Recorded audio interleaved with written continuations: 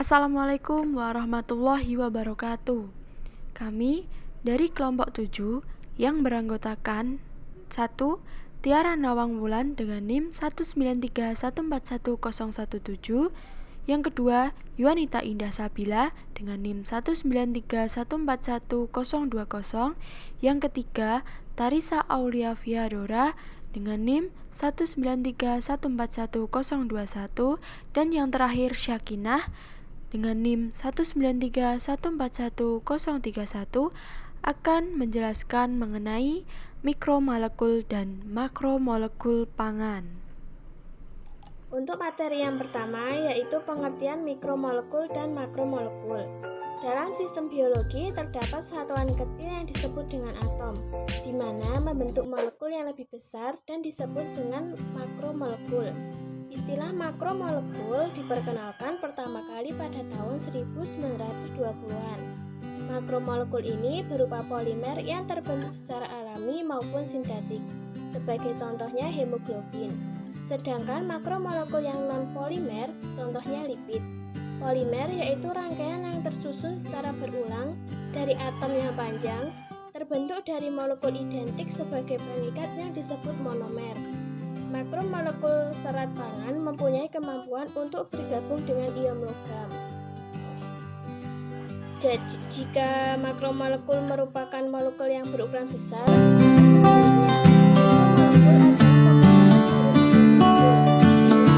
dalam pencernaan diserap oleh usus. Jadi, mikromolekul ini merupakan unit terkecil dari monomer. Mikromolekul merupakan unsur dalam ikatan-ikatan tertentu yang berhubungan sehingga membentuk zat molekul. Nah, untuk materi selanjutnya yaitu mengenai senyawa yang termasuk makromolekul. Yang pertama ada karbohidrat. Karbohidrat merupakan salah satu gizi penting yang tentunya diperlukan oleh tubuh manusia untuk menghasilkan energi. Karbohidrat ini sendiri mempunyai rumus empiris CH2O. Karbohidrat terbagi atas dua macam, yaitu karbohidrat sederhana dan karbohidrat kompleks. Contoh dari karbohidrat sederhana ini yaitu monosakarida, disakarida, oligosakarida, glukosa, dan fruktosa. Sedangkan contoh dari karbohidrat kompleks terdiri atas polisakarida, di mana polisakarida ini terdiri atas dua ikatan monosakarida dan serat yang dinamakan juga polisakarida non-aktif. Nah, yang pertama monosakarida. Monosakarida ini terdiri atas glukosa, fruktosa, dan galaktosa. Di mana glukosa ini dapat kita jumpai di sayur-mayur, buah-buahan, ataupun sari pohon yang di dalamnya juga terdapat dengan glukosa dan laktosa. Lalu fruktosa ini dinamakan sebagai gula buah, yang merupakan gula paling manis. Gula ini terdapat dalam madu bersama glukosa yang terdapat dalam nektar buah dan juga sayur mayur. Lalu laktosa. Laktosa ini terdapat di dalam tubuh sebagai hasil pencernaan lambung. Bentuk dari monosakarida ini tidak memiliki warna, bersifat larut dalam air, namun tidak larut di darah, larut alkohol. Untuk gambarnya teman-teman bisa melihat di ini ya. Nah, untuk yang kedua yaitu disakarida. Disakarida merupakan suatu karbohidrat yang tersusun dari dua cabang monosakarida yang disepersatukan oleh suatu hubungan glikosida. Seperti halnya monosakarida, senyawa ini larut dalam air, sedikit larut dalam alkohol, dan praktis tidak larut dalam ether atau pelarut organik non-polar. Contoh dari disakarida adalah laktosa, sukrosa, dan laktosa. Sukrosa dinamakan juga gula tebu, di mana bisa diperoleh melalui proses penyulingan dan kristalisasi. Lalu ada maltosa atau gula malt. Ini tidak dijumpai di alam bebas seperti sukrosa, namun bisa didapatkan melalui pemecahan pati. Lalu ada laktosa. Laktosa atau disebut juga gula susu hanya terdapat dalam susu dan terdiri atas satu unit glukosa dan satu unit galaktosa. Tidak semua orang bisa tahan dengan susu sapi. Contohnya orang Indonesia yang memiliki kulit berwarna. Hal ini disebabkan karena kekurangan enzim laktase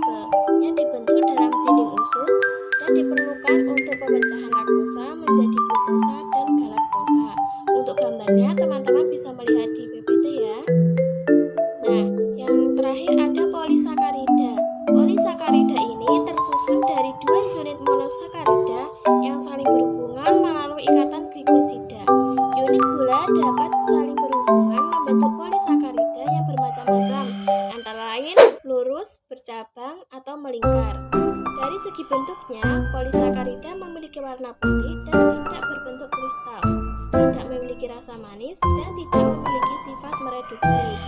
Berat molekul polisakarida yang larut dalam air akan membentuk larutan koloid. Beberapa polisakarida yang penting diantaranya adalah amonium, glikogen, dextrin, dan selulosa. Yang pertama yaitu ada amilum. Amilum di dalamnya ini terdiri dari glukosa dari pati yang berjumlah 4000 unit. Amilum terdiri atas dua macam amilosa dan amilopektin. Lalu selanjutnya ada glikogen. Glikogen ini termasuk ke dalam polimer glukosa. Glikogen tersimpan di hati dan otot hewan manusia sebagai cadangan energi. Yang selanjutnya ada dextrin. Dextrin termasuk jenis polisakarida yang terbentuk dari pemecahan pati dan glikogen. Yang selanjutnya yaitu ada selulosa.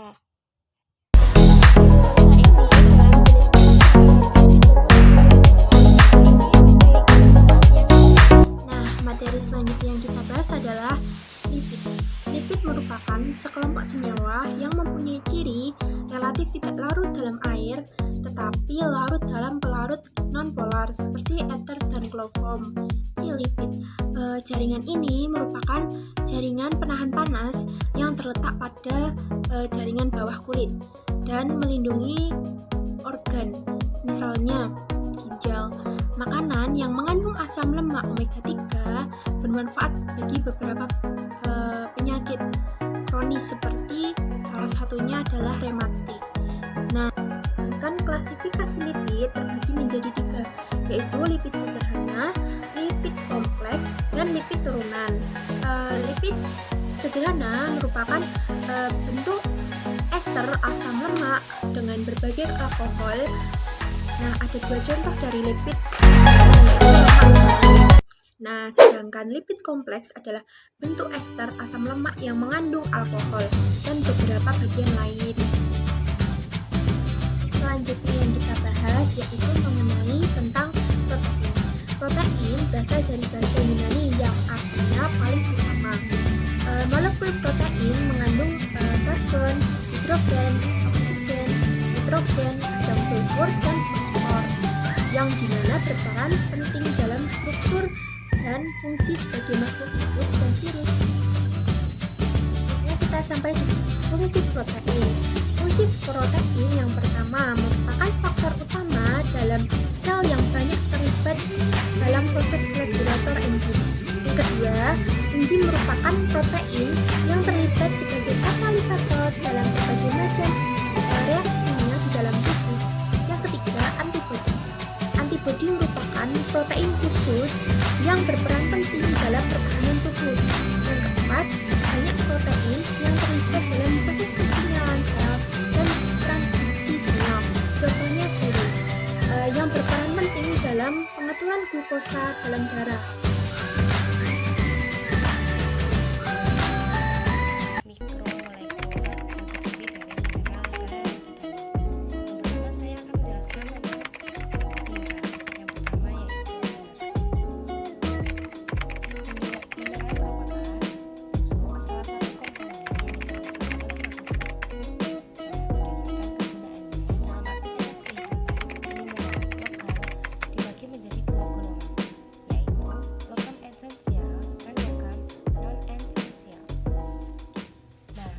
Yang esensial yaitu logam yang diperlukan dalam proses fisiologi makhluk hidup.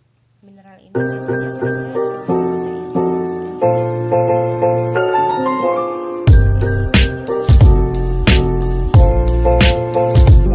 klorin, sulfur.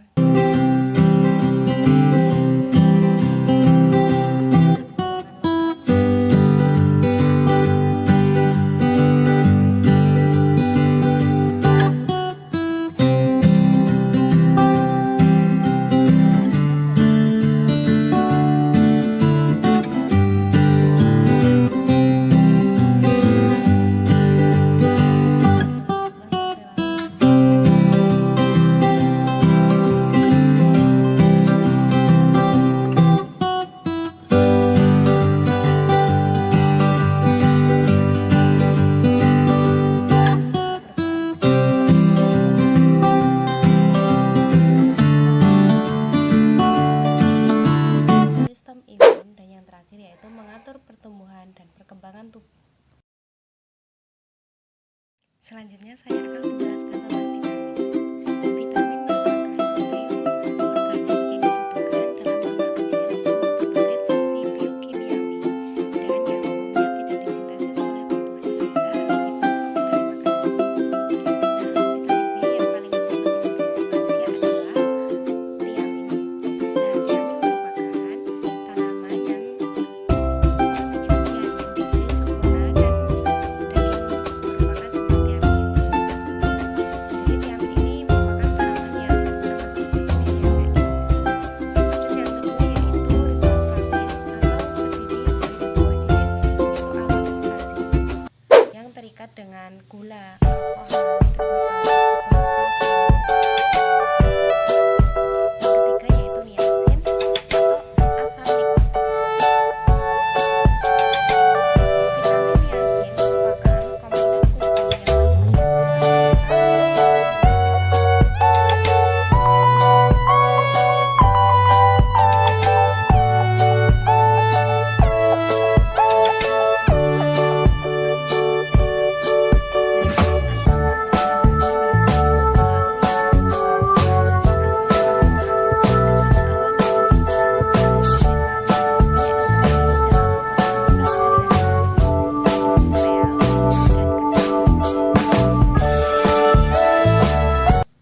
Nah, vitamin B6 ini terdiri atas trifat.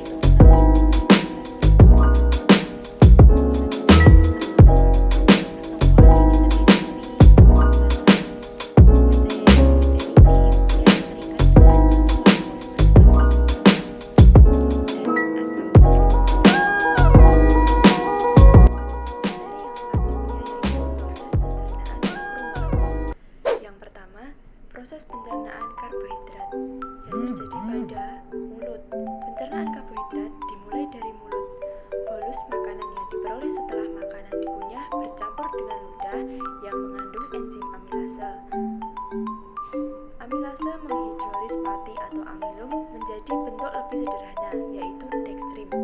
Bila berada di mulut cukup lama, sebagian diubah menjadi disakarida maltosa. Enzim amilase bekerja paling baik pada pH ludah yang bersifat netral. Bolus ditelan masuk ke lambung. Enzim ludah yang ikut masuk ke dalam lambung dicerna oleh asam klorida dan enzim pencernaan protein yang terdapat di lambung, sehingga pencernaan di lambung terhenti. Setelah melalui mulut, kemudian proses selanjutnya yaitu berada di dalam usus halus. Enzim amilase yang dikeluarkan oleh pankreas mencernakan pati menjadi dextrin dan maltosa. Penyelesaian pencernaan karbohidrat dilakukan oleh enzim-enzim disakarida yang dikeluarkan oleh sel-sel mukosa usus berupa maltase, sukrase, dan laktase. Hidrolis disakarida oleh enzim-enzim ini terjadi di dalam mikrofili dan sakarida yang dihasilkan adalah sebagai berikut, yaitu maltase, maltosa 2 mol glukosa, sukrase, sakarosa 1 mol glukosa, plus 1 mol fruktosa, laktase, laktosa 1 mol glukosa, plus 1 mol galaktosa, mol sakarida glukosa, fruktosa, dan laktosa. Kemudian diabsorpsi melalui sel epitel usus dan diangkat oleh sisa kekebalan berdarah melalui air. Bila konsentrasi monosakarida dalam usus halus atau glukosa sel cukup tinggi, absorpsi dilakukan secara pasif atau fasilitatif. Tapi bila konsentrasi turun, dilakukan secara melawan gradien konsentrasi dengan menggunakan energi dari ATP dan ion natrium. Glukosa dan galaktosa lebih